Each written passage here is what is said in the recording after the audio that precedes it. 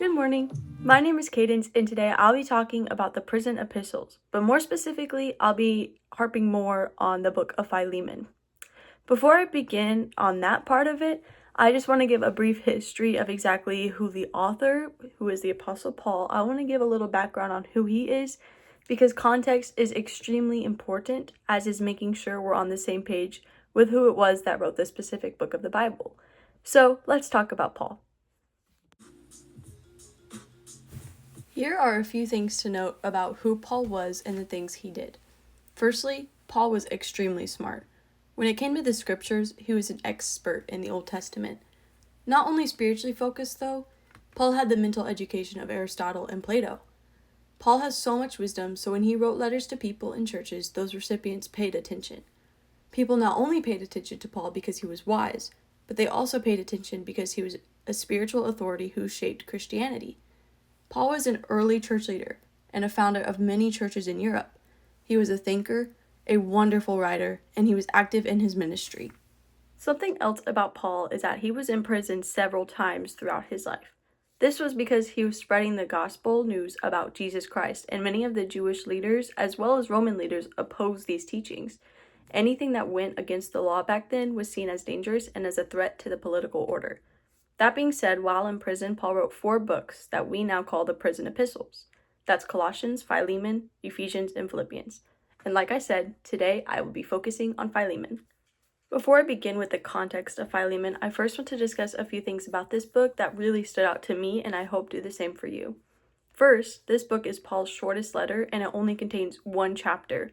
So during this presentation, when I say in verse 8 or in verse 16 or etc., it means chapter 1, verse 8. Second, Philemon is the only book Paul writes that doesn't have anything to do with Jesus' death and resurrection. It doesn't have it anywhere in it. And this is for a specific reason, but I'll get into that later. Now let's talk about the context of this book. Like I said, Paul is the author of it, and that is no debate. The place that Paul wrote this book was from a prison in Rome. The time of the book of Philemon is believed to be around 61 to 63 AD. In the book of Philemon, we see 2 main characters that Paul writes to and about. Let's learn more about who they are. Let's start with Philemon. This man is thought to be a leader of a church in Colossae. He was most likely converted to Christ because of Paul and his works, and in the time when the book of Philemon was written, he was leading a church in his own home, which most early Christians did. And this is mentioned in verse 2. His characteristics were most likely hospitable because of that fact. So Philemon and Paul would be considered friends. There are 2 other people that are briefly mentioned in verse 2. Apphia, who was thought to be his wife, and Archippus, who was most likely his son. Obviously, the whole letter is written to this guy whose literal name is in the book we have today. But just in case it was missed, Paul wrote this letter to Philemon. Now let's talk about the other guy in this book. The next guy that we're going to talk about is Onesimus, and he is the guy who the letter is about. There is a lot that is assumed about him. We don't have all of the correct details, but we're pretty for sure about most of who he is and what he did. What we know for sure is that he was Philemon's slave. In the early church days, it wasn't a complete sin to have a slave unless you treated them wrongly. In the early church, Philemon is not a bad person for having a slave. It's not the kind of slavery that we talk when we talk about the 1800s. Anyways, Onesimus was Philemon's slave who ran away, most likely because of something Onesimus did, whether that was economically like theft. And this is something that scholars are unsure about, but based on the writing in Philemon from Paul, we can assume it was some kind of money issue, like fraud or theft, like I said. So out of fear, Onesimus fled and made his way to Paul, which I know is the grace of God that led him to Paul. But now that we've talked about the characters, let's talk about the outline of this letter. The opening is simply a greeting that can be found in nearly all of Paul's letters. Paul introduces himself, and then he writes down who the letter is to, which we've already covered, and then the introduction closes with a greeting of grace and peace. Next is Paul's thanks and prayers over Philemon in verses 4 through 7. We see more of Philemon's character as well as Paul's love for Philemon. This next part is Paul's plea for Onesimus, and this is the bulk of the letter, verses 8 through 22. Let's dive a little deeper into this.